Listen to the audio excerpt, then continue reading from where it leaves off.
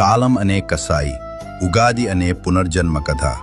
ఒక ముసలి చెట్టు అడుగుతుంది, నేను ఎన్నో ఏళ్లుగా ఇక్కడే ఉన్నాను, ఎన్నో ఆకులు రాల్చాను, ఎన్నో ఎండలను చూశాను, కాని ప్రతి ఉగాదికి నాలో ఈ కొత్త ఉత్సాహం ఎక్కడి నుండి వస్తుంది అని.